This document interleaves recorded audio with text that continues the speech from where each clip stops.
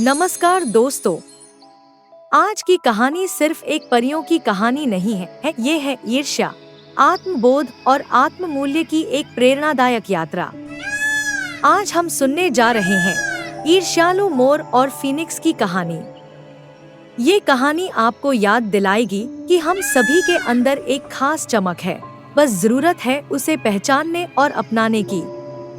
तो चलिए शुरू करते हैं। ये दिल को छू लेने वाली कहानी बहुत समय पहले की बात है। एक सुंदर से वन में सभी पक्षी चैन से रहते थे। वहाँ एक मोर था जिसका नाम था मयूर। उसकी पूंछ इंद्रधनुष के रंगों से सजी होती थी और जब वह नाचता तो मानो पूरा जंगल थम जाता। मयूर अपने सौंदर्य पर बहुत घमंड करता था। उसे लगता था कि उससे सुंदर कोई नहीं। हर सुबह वह तालाब के किनारे जाता, अपनी छवि को पानी में देखता और खुद को निहारता। लेकिन एक दिन उसकी दुनिया बदल गई। जंगल में एक नया पक्षी आया, वो था फीनिक्स। चमकीले सुनहरे पंख, गरिमा से भरा व्यक्तित्व और एक अनोखा तेज था उसमें। फीनिक्स शांत था, गंभीर था और सबसे ज्यादा वह आत्मविश्वासी था। उसकी उपस्थिति ही कुछ ऐसी थी कि लोग खिंचे चले आते थे। जब मयूर ने पहली बार फीनिक्स को देखा तो वह ठिठक गया। इतनी शोभा, इतना आकर्षण, और बिना किसी प्रयास के उसे विश्वास ही नहीं हुआ कि कोई उसकी सुंदरता को टक्कर दे सकता है। उसके अंदर ईर्ष्या की चिंगारी जल उठी। कौन है ये?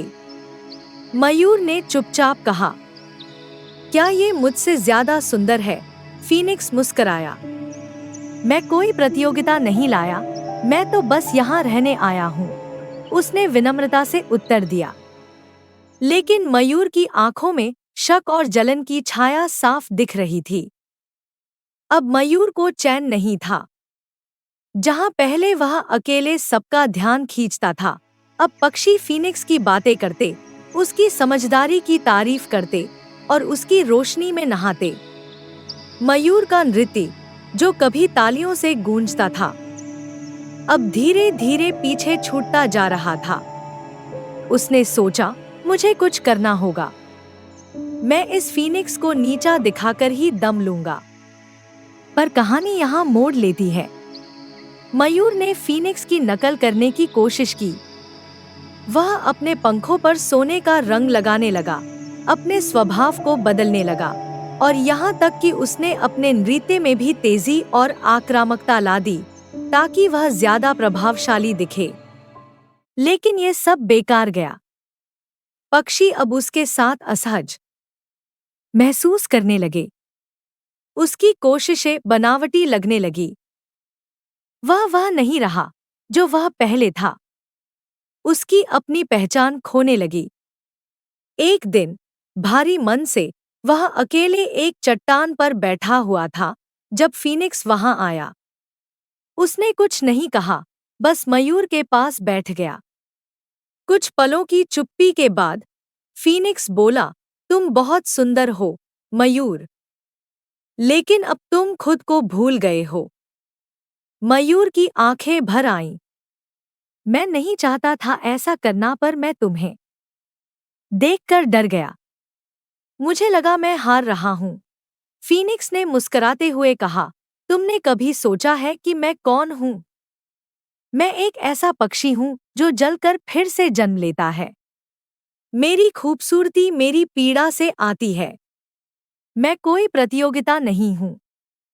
मैं एक प्रतीक हूँ, पुनर्जन्म और आत्मबोध का प्रतीक। तुम्हारी खूबसूरती इस बात में है कि तुम खुद में पूर्ण हो। तुम्हारे नृत्य में जीवन है, रंगों में उल्लास है और तुम्हारी आंखों में मासूमियत है।